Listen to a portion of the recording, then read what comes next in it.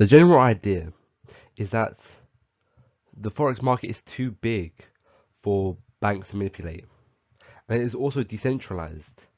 Yet, in 2013, US and EU regulators fined several banks, including Barclays, Citigroup, HSBC, as well as others, billions of dollars for price rigging between the periods of 2007 and 2013.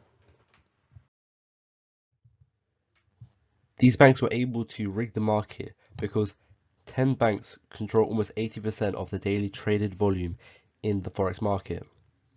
And so what this meant is that when they colluded, which they did for at least a decade, they were able to front-run client orders and rig the foreign exchange benchmark, the WM Reuters rates. And they were doing this by colluding with counterparts and pushing through trades before and during the 60-second windows when the benchmark rates are set.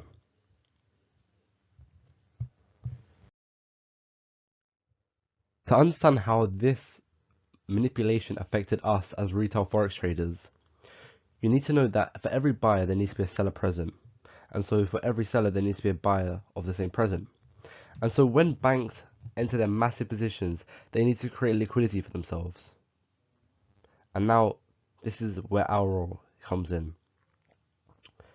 Most of us, meaning most of us as retail traders, are predictable, and this is because we are using the same technical trading tools, the Fibonacci's, the Elliott waves, the moving averages, whatever.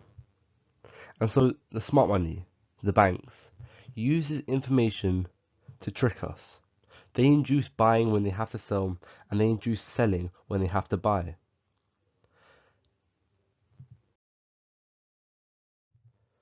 More than 95% of retail forex traders lose money. And this is because the strategies taught in the forex market are flawed. Traders try to apply strategies to the market which is not controlled by them. And so this is the reason for such a high failure rate in this market. If you take the time to educate yourself properly, you should have a better outcome. If the market is not controlled by you, who is it controlled by? Well, it's the big banks. So it makes sense to identify the direction in which the big banks are taking their positions. As once you can identify what the smart money the big banks are doing, you can make profitable trades again and again. Identifying what they are doing is relatively quite straightforward, as big banks have to take massive positions, so they would therefore leave their trail behind, giving you an opportunity to identify what they are doing. If you want to learn how to trade like the banks, we have a video called The Bank Trading Strategy. The link will be in the description. Manipulation by central banks also occurs, and this is done in three main ways, depending on the current price.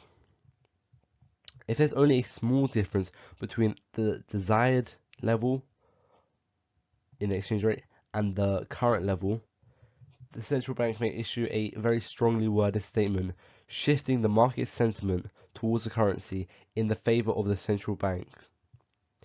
If that does not work, the central bank may increase or decrease the prevailing interest rates.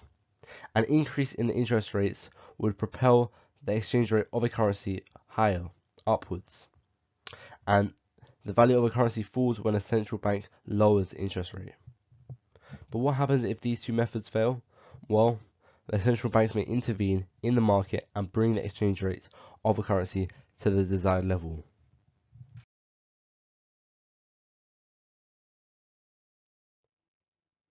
It's important to understand why central banks manipulate currencies, as currencies can become too strong or too weak.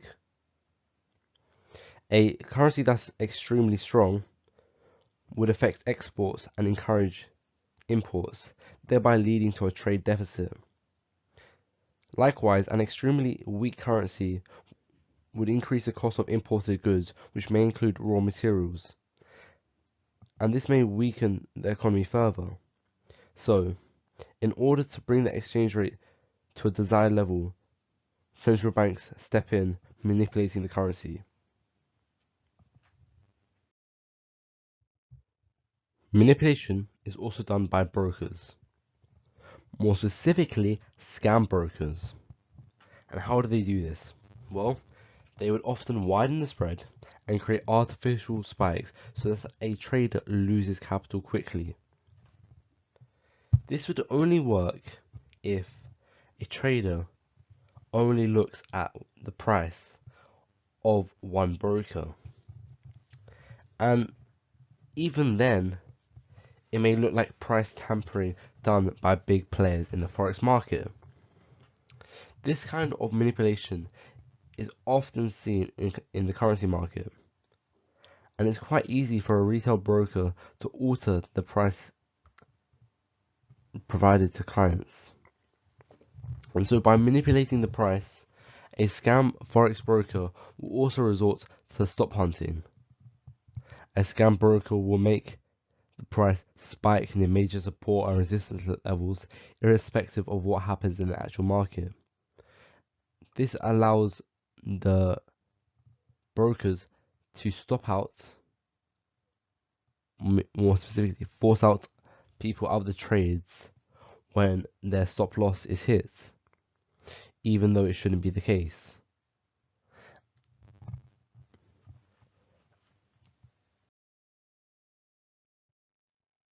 This type of manipulation can be easily avoided by doing adequate background checks before opening a trading account. And to avoid dealing with a forex broker who is involved in stop hunting, simply use their demo account and compare it with other demo accounts, seeing the exchange rates during volatile hours or when major economic data is released, as this will allow you to assess the forex broker and also understand the spread offered.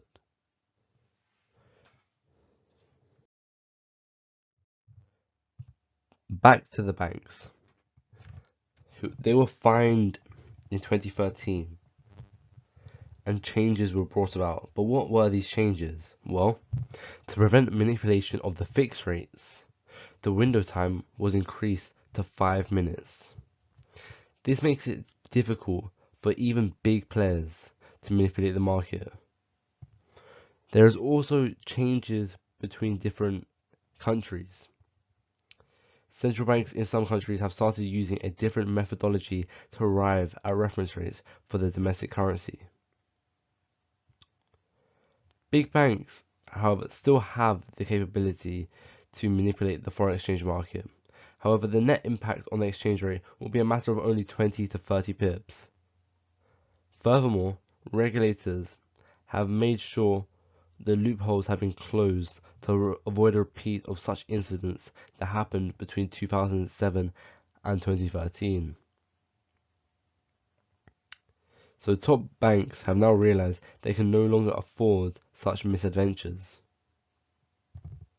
This means you and I are safe, for now. Just make sure you select a proper forex broker to avoid the other type of price manipulation.